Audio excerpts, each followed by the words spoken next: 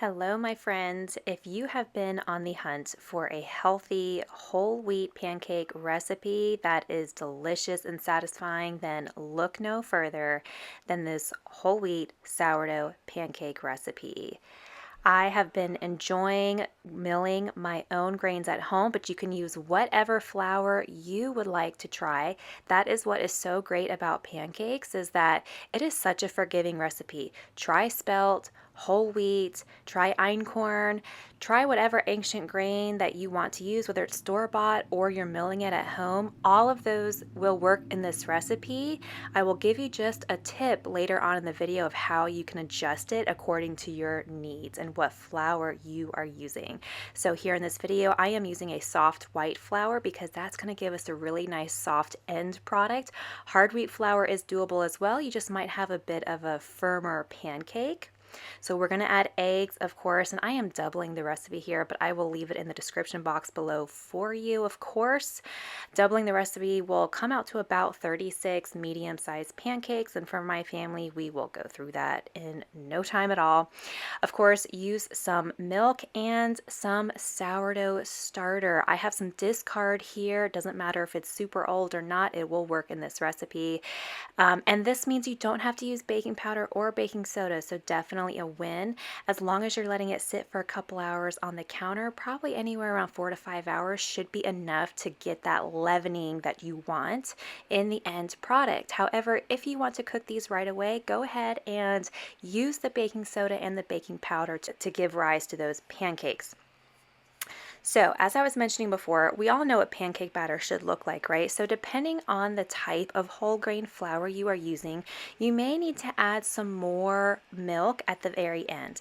What I would recommend is mix up your dough per usual, per the recipe, let it sit for 30 minutes at least, and then you can see what the consistency looks like. If it is too thick because the whole wheat absorbed a lot of that water, then just put a splash of milk in there until you get to the right consistency. Just keep in mind that the thinner the batter, the thinner the pancakes, the thicker the batter, the thicker the pancakes will be. So that is a really easy way to eyeball what your end product pancakes will be.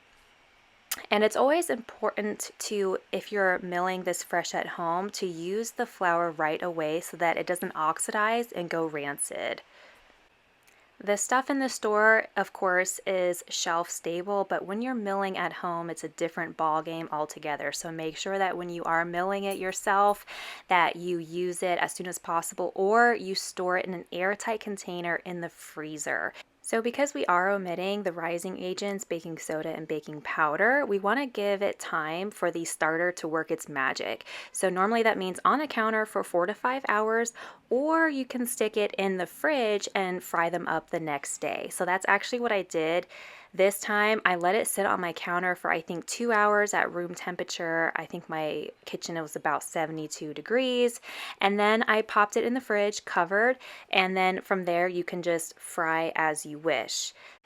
You will be amazed at the taste of this because between the whole wheat, which offers its own unique depth of flavor, the sourdough in conjunction with that just takes it to a whole nother level. These pancakes do not taste like your bland all-purpose flour pancakes. They have flavor, they have substance, they're rustic, and they're filling, which is an extra bonus for me and my kids because they're always hungry. So look at this rise. There's no baking soda or baking powder in there. This is just pure sourdough magic, y'all. I cannot tell you how yummy these are. I pop them in the freezer and then we just take them out for breakfast, and it is such an easy way and healthy way to enjoy a breakfast. I, of course, am a classic girl here with butter and maple syrup.